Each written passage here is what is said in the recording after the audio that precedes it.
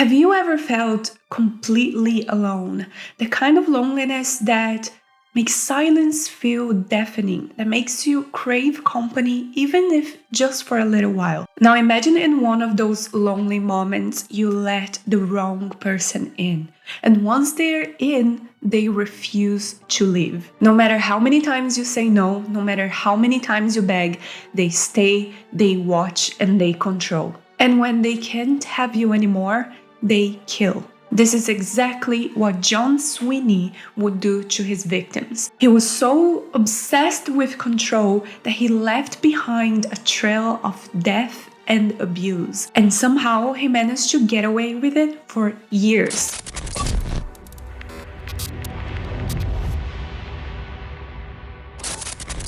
Welcome back to another episode of Weirded Out. I'm Maria and I cover true crime cases, weird, creepy things, and scary stories. And if you're into all of that, make sure to hit that subscribe button so you never miss an episode. Today we're diving into a case that will make your blood boil, which is the case of John Sweeney. The level of control and violence and the utter evil from this man is actually insane. And the worst part is that he managed to get away with it for so many years. But before we get into detail, just a quick content disclaimer. This episode contains graphic descriptions and mentions of domestic violence. And if this is something you're sensitive to, feel free to skip this episode and I'll see you in the next one. So John Patrick Sweeney was born in the city of Kirkdale in Liverpool in October of 1956. And from the outside, he might have seemed like a normal working class child. But behind closed doors, his childhood wasn't pretty.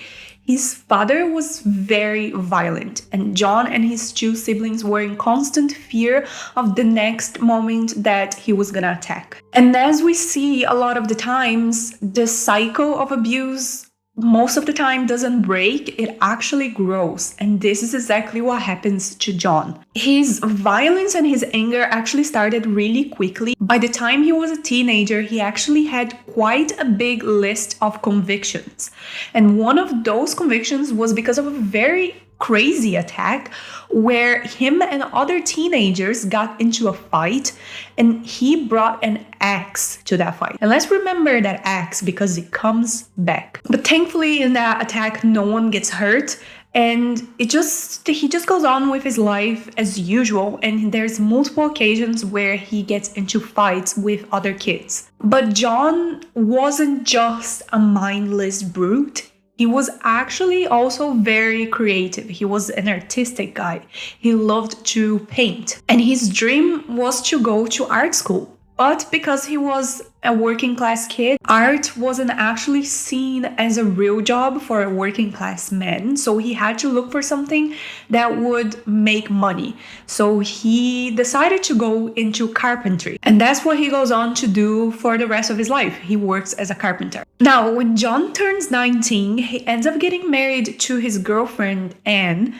And let me tell you, the relationship is not good. He's violent from the beginning. So he's basically taking everything that his dad used to do, but doubling up. He's 10 times worse than his dad. And he didn't just abuse Anne, he abused his kids and also their pet turtle. Even a defenseless animal wasn't safe in the hands of John. And you must be thinking, okay, so his dad was abusive, he was abusive, it's a cycle, right? But John was, like I said, even worse. He had it in his head that he owned women.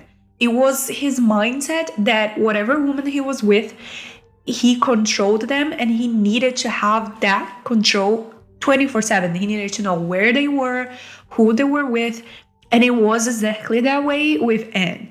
And as soon as something happened that was out of his control, or something he didn't like, he would attack. Now, poor Anne endured 5 years of his abuse until one day she actually decided to leave him. She divorced him in 1979, but as you probably thinking, John wasn't gonna let her just leave, right? He had to control. So 2 years later, he manages to manipulate Anne to taking him back, and she actually takes him back. But if she had hoped that he had changed or that he was a better person, well, she was dead wrong. If anything, the abuse actually got worse. And one incident was the worst of all and actually just the final straw for Anne. She had undergone a surgery. I'm not exactly sure what it was for, but she had a lot of stitches. And one night, John comes home drunk and beats her so badly that her stitches open. Can you even imagine that level of cruelty? I can't even think how someone is capable of doing that. But Anne finally said to herself that this was it, she was done, and she leaves him again. But of course, it's not the end of John bothering Anne and ruining her life. So he does move out, but he is still planning a little attack, right? One day, Anne goes to visit a neighbor, and when she comes back home, she starts hearing some weird noises at the house. She thinks that someone must have broken in, and she's probably thinking it must have been John. So she calls the police, they go over to the house, and alongside her, they get inside and walk into her bedroom where the noise is coming from. And John comes out of the wardrobe with an axe and screams, "Surprise!" And again, the axe comes back, but it's not the last time. The axe will come back again, okay? So what do you think that John was actually planning here? Do you think he was just trying to scare her? I think that if the police wasn't there, he would have killed her. And John gets arrested, but he gets released without charge after agreeing to stay away from Anne, which is kind of insane. I don't know how that even happened. And thankfully, Anne didn't take any chances, so she decided to pack all her stuff, take the kids, and move out to never see John again. But John, he was just getting started. He would find more women to manipulate, abuse, and some of those cases would end up in death. Now, with Anne gone, John decides to leave England. So he travels around Germany and then he decides to go to the Netherlands. In all those places, he's finding random jobs as a carpenter. But if you thought that he was gonna turn his life around, again, nope. He was just the same violent predator, but just in a different hunting ground. So he decides to settle in Amsterdam for a while, and that's where he gets a job at a photography studio, and that's where he meets an American photographer called Melissa Halstead. And the attraction between them was immediate. I mean, Melissa was stunning, full of life, and incredibly talented. So what the hell did she see in John? Well, like any other abuser, they start with this really charming personality. He had a way of making women feel really special at first. So he love-bombed her, gave her gifts, treated her amazingly, something that she wasn't really that used to. And Melissa, being completely alone in a foreign country, missing her family, not having a lot of close people to her, she was vulnerable. She craved that attention and that affection, and that was the perfect victim for John. So they started dating, and within weeks, they both go back to London and she moves in with him. So of course, the perfect act doesn't last long, and John's true colors show up and the abuse starts. Even Melissa's family, that was in a different country, could tell that something was wrong. Actually, one day, her sister comes to London to visit her and notices that the flat that they're living in is extremely dirty, it's just a mess, and there's drugs everywhere. So she instantly has a really bad feeling to the sort of influence that John is bringing to Melissa, but she doesn't even think about abuse. Until Melissa herself tells her sister, if anything happens to me, it was John. And the abuse just gets worse. In the year of 1987, John gets arrested multiple times for assaulting Melissa.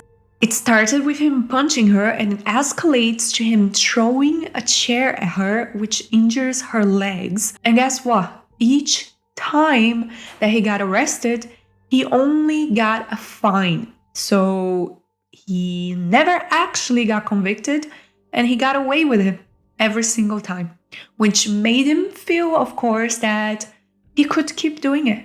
He was never gonna get in real trouble. He didn't care about paying a fine. So in his mind, he was just gonna get away with it forever. Now in 1988, Melissa's work visa runs out and they decided to move to Vienna.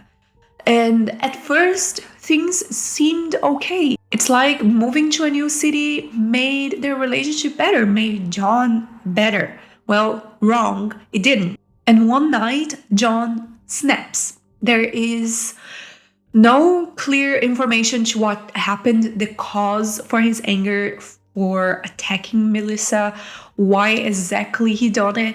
But it doesn't really matter, does it? He did it because he was abusive and violent and he enjoyed it. And this was one of the worst attacks. He chases Melissa with a hammer and smashes it over her head. At this point, it's not just abuse, it's attempted murder. And let's be real, who attacks someone with a hammer without meaning to kill them? And of course, Melissa ends up with a fractured skull. She gets rushed to the hospital, and this time, John was finally arrested for assault. And while in prison, instead of thinking about his actions, trying to be a better person, no, that is not gonna happen with John. It's never gonna happen. He decides to instead go back to his artistic roots and do a little bit of drawing. But it's not in a nice therapeutic way. No. It's in a very dark, horrifying way. He starts making very graphic, violent drawings of Melissa. One of those drawings he titled A Romantic Evening for Two in Austria. And it shows him holding Melissa by her throat and about to stab her with a knife. And what he was drawing was exactly what he was thinking about, is that he wanted to kill Melissa. Meanwhile, Melissa's trying to recover physically and mentally from the abuse, but she felt bad for John being in prison. She was so brainwashed by his abuse and his manipulation that she thought that he shouldn't be in prison. She felt like he deserved a second chance. So she does something that would be her biggest mistake ever. But again, not her fault. She was being abused. She was being manipulated. So it's literally not her fault. But she goes to a judge and asks for clemency. And if you don't know what that is, it's basically the process when a judge will reduce the sentence or grant a pardon for whatever reason. So Melissa goes and tells them that she wants John out, that she forgives him, and the judge agrees and grants him freedom, which to me is crazy. I don't know legally how it works, but it just sounds backward. How do they not understand that this woman is literally being abused and manipulated, and she's probably not in her right mind? She's probably not in control of her actions. She's brainwashed by this abuser. So she shouldn't be able to come and say that she forgives him. It's just, I don't know. But yeah, John is released again. And upon release, he is ordered to leave Austria.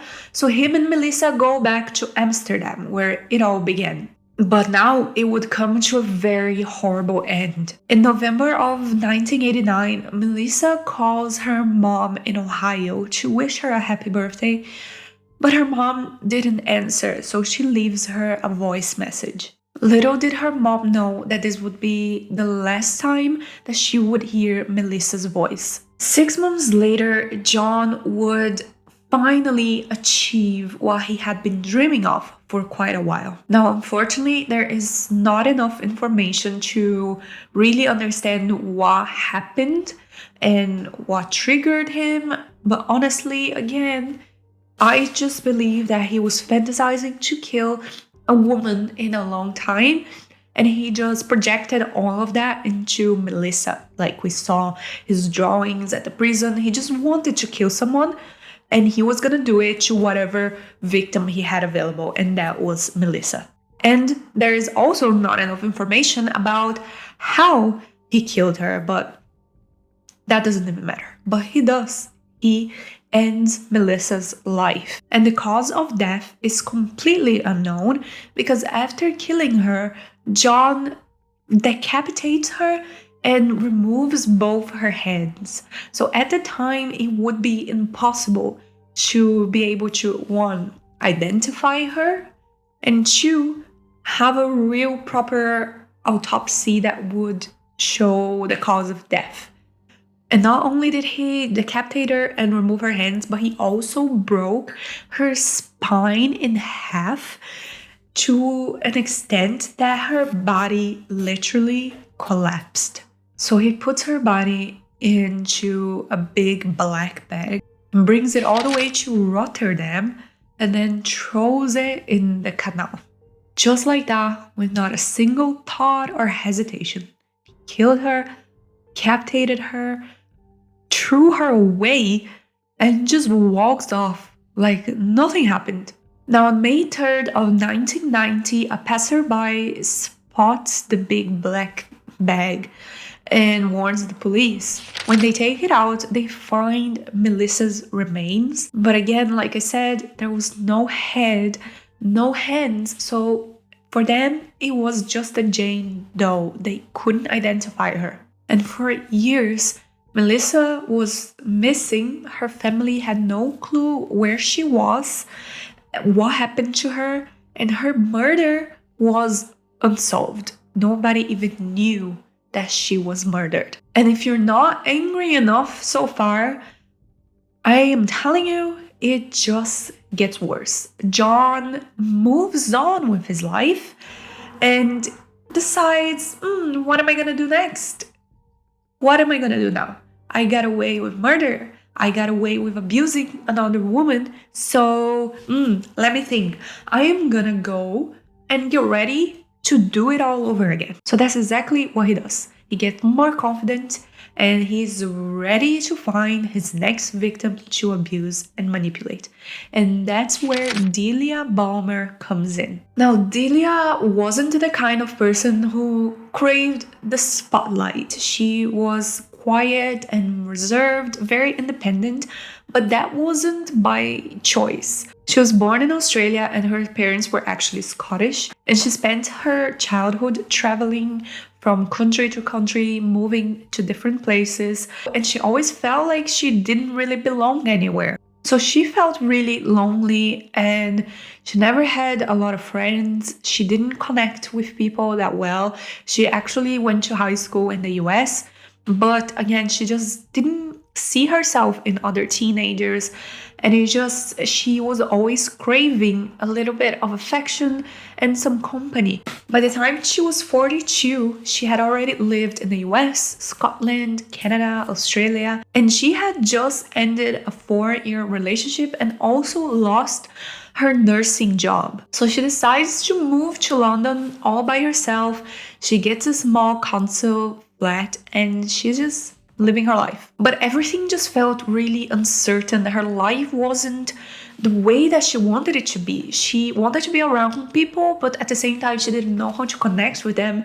And she also really loved traveling and getting to know new cultures. So she wanted to be able to do that, but it wasn't that easy. So to kind of shake off that loneliness a little bit, she started going to a local pub, not to drink or party or not to meet anyone, but just to be around people. She would sit on a corner table all by herself and just be there all night, just people watching. And then one night she felt him watching her. It all started with a stare, which is extremely creepy, to be honest. And you guessed it, the man was John Sweeney. So she tried to ignore this man just blatantly staring at her, and she avoided eye contact with him. But it's, if you've ever felt someone stare deeply into you, you know that it's almost impossible not to look. And when she finally glanced in his direction, it was like she was caught in a trap. He stood up, ordered a drink, and walked straight up to her and asked, "Would you like to have a drink with me?" And just like that, she let a monster into her life. At first, John seemed normal, friendly. He told her that he was a carpenter, that he traveled for work, that he lived in London and Germany. And Delia, who loved traveling, instantly thought this was so cool. She thought his life was incredible. He had an opportunity to be free and just go wherever he wanted, and he could find any jobs he wanted and any location and get to know new places, and she envied that. So they talk for hours, and eventually she invites him to her flat for a cup of tea. And that was a big mistake. Once inside, instantly something felt off. John seemed bored of Delia's conversation. He kept dozing off. He was like falling asleep while they were talking. And then out of nowhere, he spilled his tea on her brand new carpet. And that made Delia quite annoyed. She wasn't feeling it. She was like, I finally gave the opportunity to meet someone, and this is just weird and awkward. So she asked him to leave.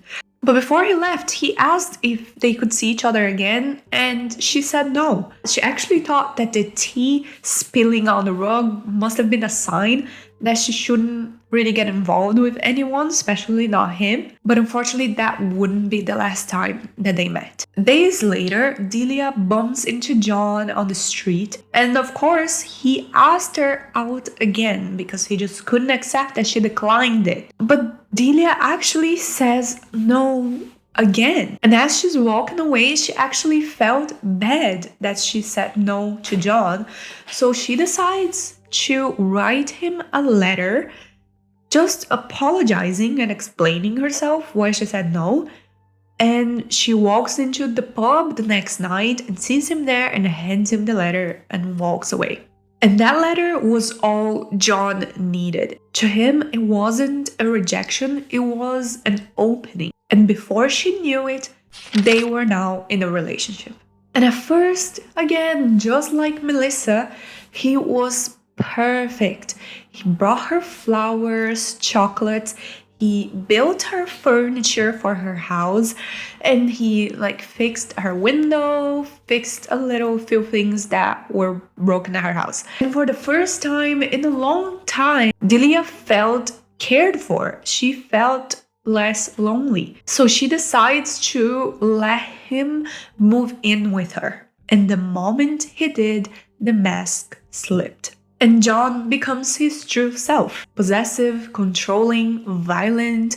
He would shout at her, isolate her, made her feel smaller until she had just nowhere left to run. He would control where she was, when she would leave the house, with who, and he would never leave her side. Anywhere that she went, he would go with her. And every single time that she tried to leave the relationship, he made it clear that she wasn't going to leave and he wasn't going anywhere. One night in 1994, Delia goes out with a friend without John.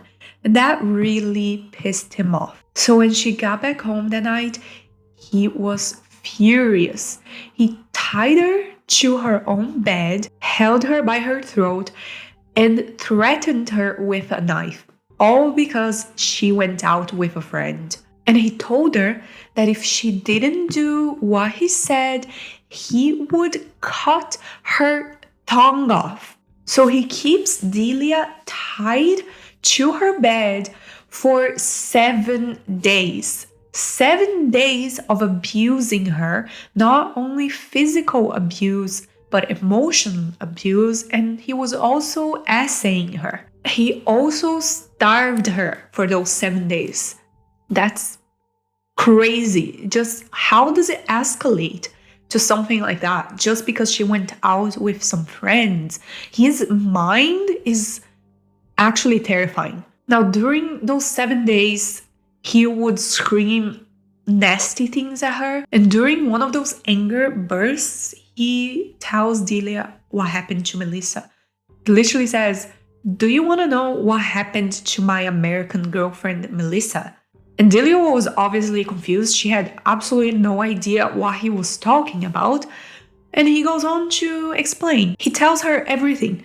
Tells her that he killed Melissa, decapitated her, and threw her in the canal. And Delia believed that he was telling the truth because she saw the amount of abuse he was putting her through. So she knew he was very capable of murder. So now she realized she wasn't just stuck with an abuser, she was stuck with a murderer, and now he had her completely trapped. And Delia felt helpless during those 7 days until one day he just decides to let her go. For some reason, I guess he got bored and he wanted to let her go out of the house so that he can get angry again and abuse her again in a different situation. So he frees her, but he wasn't done yet. He now started playing mind games with her. He would emotionally manipulate her and tell her that he was gonna leave her, and then he would actually leave, but then he would come back. This would go on for weeks. He would keep that back and forth over and over again to just mess with Delia's head. And all she wanted was to just get rid of him already. She wanted him gone. So in July, Delia decided to try and gather as much evidence as possible to get rid of him. So she went full-on detective mode and started looking through all of his things to try and piece together as much information as she could. And she actually found something that proved even more that John Sweeney was extremely dangerous and she was about to be his next victim. She found a bunch of his violent graphic drawings, and those depicted mutilated bodies. So he didn't stop with Melissa, he kept putting all of his fantasies on paper. So just like any other sane person, Delia goes to the police, tells them what is going on, and shows them the drawings. But they didn't care. The police just looked at her and said, "Oh, he's just trying to scare you." That's it. So yeah, they did absolutely nothing. John, on the other hand, was just getting started. So Delia is now rightfully more terrified because the police don't believe her and John is still out there. So who knows what he had been planning for her. And this all goes on for months up until early November, where John finally moves out. But he's not like, "Okay, I'm sorry, Delia, I'm done with this. I'm moving out and changing my life." No, he doesn't. He's moving out simply to mess with her again. And like he did before, a few days later, he comes back. And when he tries to get into Delia's flat, he notices that she changed the locks. And that made him really angry. So he manages to break in. He grabs Delia by the throat and abuses her for hours, all the way up until the next day. Now, that day, Delia was actually supposed to meet with a friend, and when she doesn't show up, that friend, thankfully, calls the police. Now, they go to the apartment, they knock on the door, and for some reason, John lets Delia open the door, and he's standing right behind her as she does it. But instead of pretending that everything is fine, Delia runs off to the road and screams for help. And you might be thinking, well, now John will be arrested and the case is over. Everything's fine. But no, of course not.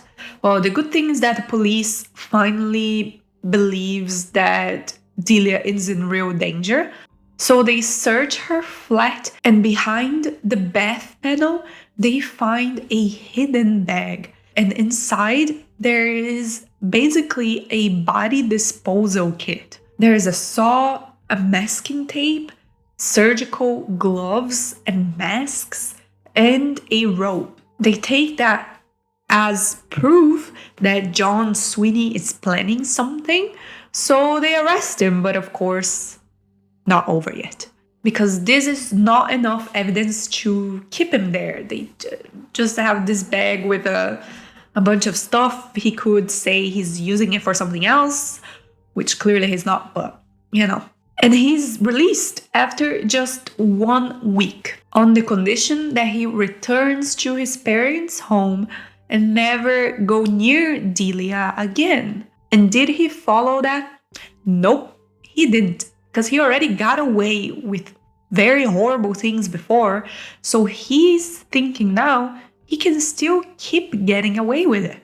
And the moment he's out, he heads straight to Delia's house. That evening, Delia steps outside of her house and places a brick between the door so that it doesn't lock. She walks down the steps and takes her bike to bring inside. But she has the gut feeling that something's wrong, that someone is watching her. And when she looks behind her, there he is, staring at her just like he was the first night they met at the pub. Instantly, her first thought is that if he gets her inside the house, she's dead. So she kicks the brick inside and the door slams shut. But John doesn't care that they're out in the open. He pulls out an axe. Again, the axe is back, his beloved weapon, and he swings it. But instead of cutting Delia, he cuts his own hand by mistake. And this only makes him even angrier.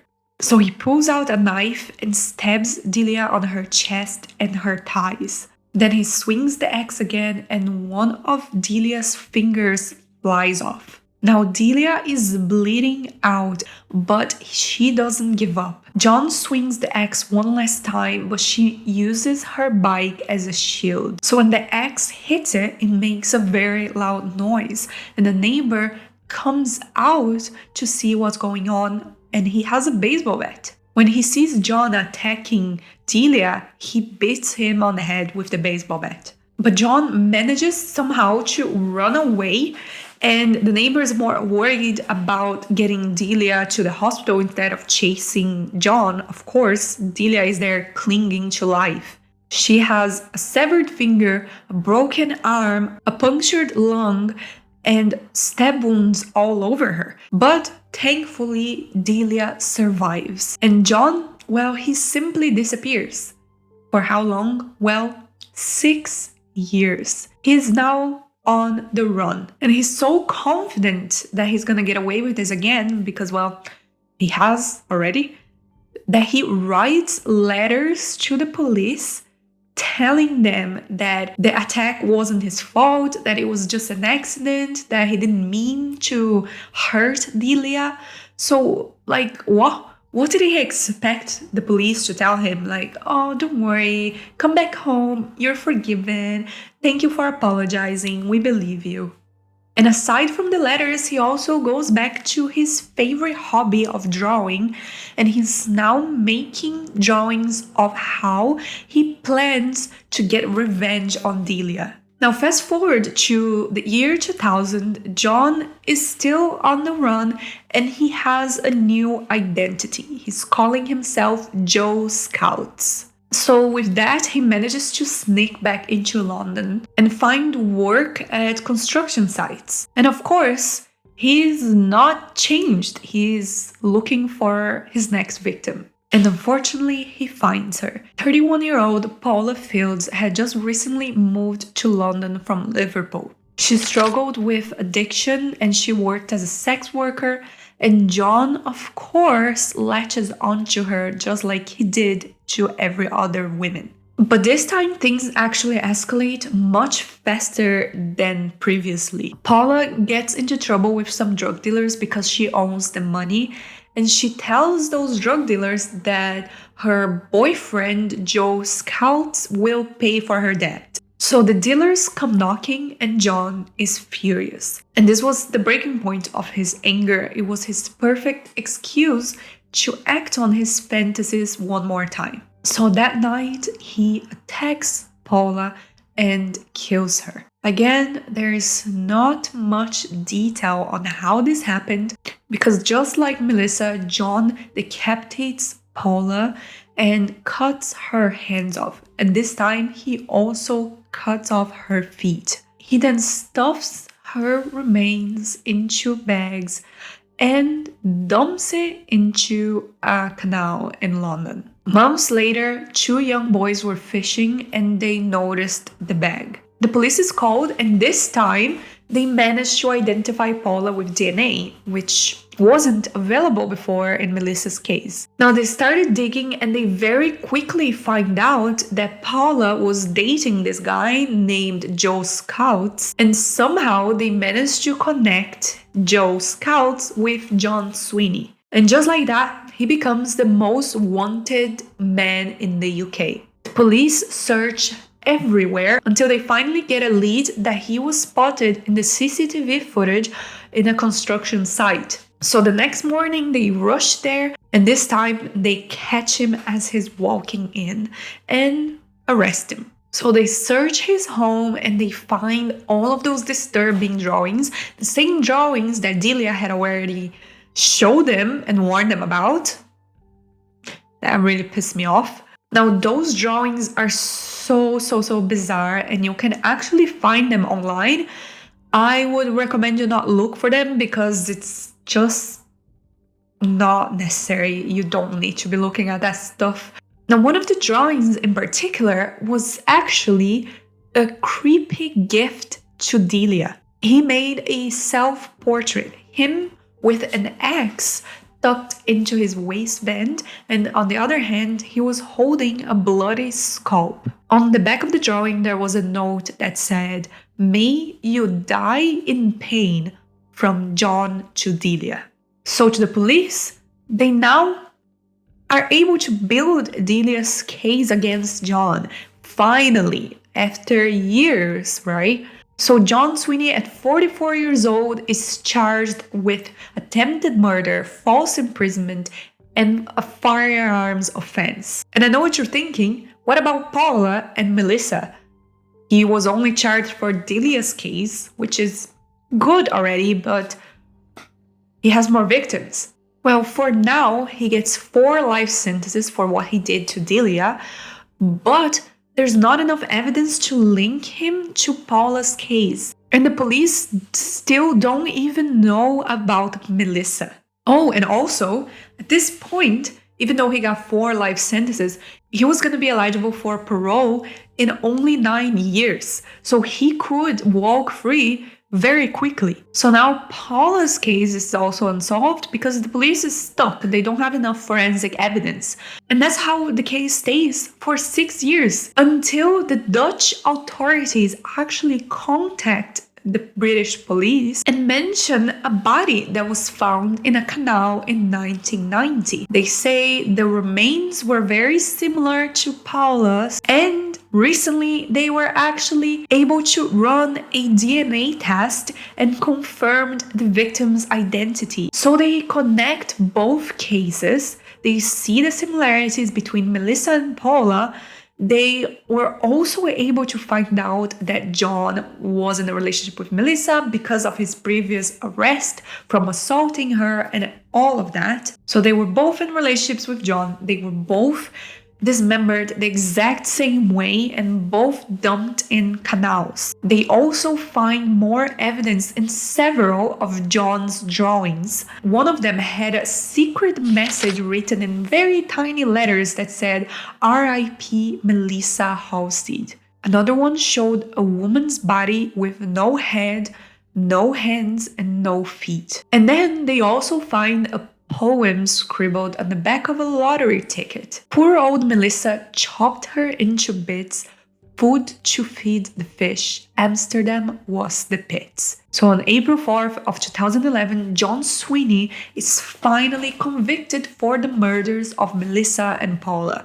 And of course, he shows no emotion. He is sentenced to life in prison, no parole, and he will never be released. Thank God. But this isn't over. Investigators believe that there are more victims, and I wouldn't be surprised. Throughout this whole time that he was traveling around Germany, Amsterdam, London, the time that he was on the run after Delia, all of those times, there is absolutely no way that he didn't find another woman to abuse, and he probably ended up killing them as well. And I say that with confidence because the investigators believe there are a few different cases that could be connected to him. There were 3 missing women, Irani, Maria, and Sue, that were suspected to have met the same fates as Melissa and Paula. And in 2023, his name resurfaced when Interpol was trying to identify 22 women who were murdered across Europe. 3 of them were decapitated and dumped in canals. Now, John Sweeney was a monster, and we may never know exactly how many lives he destroyed, but we will remember the ones we do know. Melissa Halstead and Paula Fields' lives were taken way too soon and in horrifying ways. And Delia Balmer is a survivor, but she has been scarred physically and mentally forever. Now, if you want to hear more about Delia's story, I actually really highly recommend her book, Living with a Serial Killer. And there is also a TV show called Until I Kill You. But I would say her book would be a better way to actually understand her life and what happened. And it's very, very good. I truly highly recommend it. Now, let me know what you guys think about this case in the comments below and what you would like me to cover next. And thank you everyone that stuck with me throughout this long episode. Stay safe out there, and I'll see you next time. Bye!